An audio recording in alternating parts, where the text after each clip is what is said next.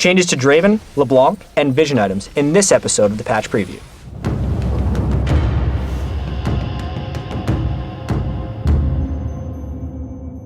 Hey Summoners, welcome to the Patch Preview. I'm Jat, here with game designer Pharaoh Pony to talk about some of the changes in this patch. Let's start with Draven. For a lot of players, Draven's been an unfair champion to lane against with his unmatched early game damage and trade potential. What are we doing to address that? When we were looking at Draven, we really wanted to lower his early damage, but we didn't want to hit any of the abilities that make him fun, like spinning axes. We ultimately ended up reworking his passive because it was adding a lot of damage at early levels, but didn't offer much in terms of gameplay. We saw this as an opportunity to remake Draven's passive into something more thematic and entertaining. So now Draven's new passive is the League of Draven. Each time Draven kills a minion or catches a spinning axe, the crowd will be so impressed with his abilities that he'll gain a stack of adoration. When Draven kills a champion, he'll cash in half of his adoration for bonus gold. When Draven dies, he'll suitably be shamed and lose half of his stacks. Scrapping Draven's old passive in favor of a new one might seem a little dramatic to some players. Why didn't we just lower the numbers on the old passive? We tried that, but quickly realized that there wasn't a good number we could hit that would lower Draven's early power enough while still feeling impactful as a passive.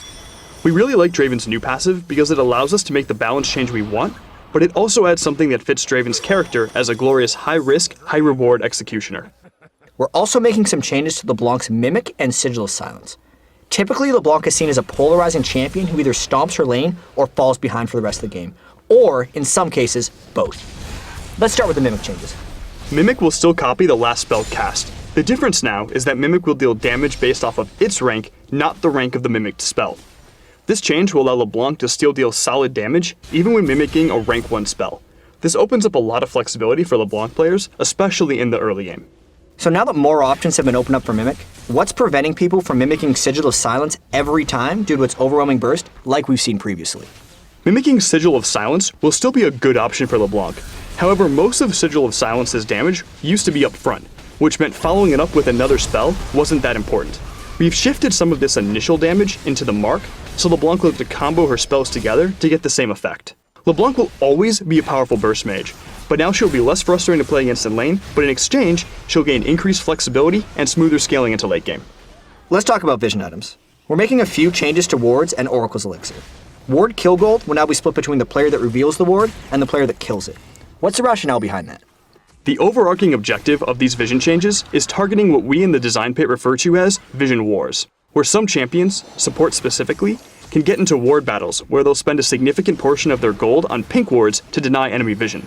Of course, the opposing support will do the exact same thing, and this ends up leading to a downward spiral of wasted ward gold that we really want to address. Some teams would even feed ward kills to their carries, even further perpetuating the gold sink for support players. This change guarantees that supports who provide good vision control will be rewarded with gold. Moving on to Oracle's Elixir. It will now persist through death, although we've shortened its duration and reveal radius. At the beginning of Season 3, we changed Oracle's Elixir to make it last 5 minutes or until death instead of indefinitely, and now we're changing it once again. Why?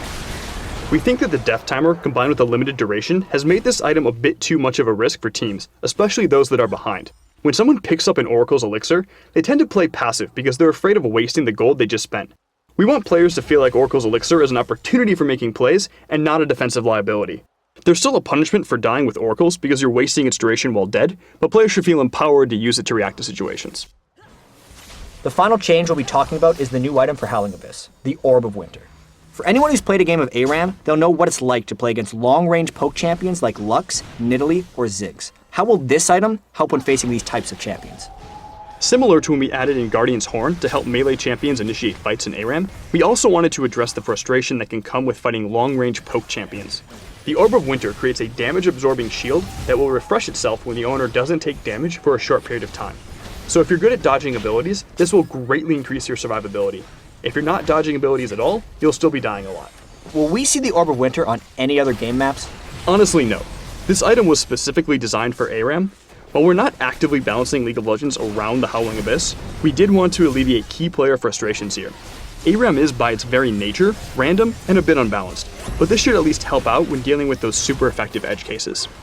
Well, that's all the time we have today, but for a full list of the patch changes, be sure to visit the League of Legends website, and thanks for tuning in.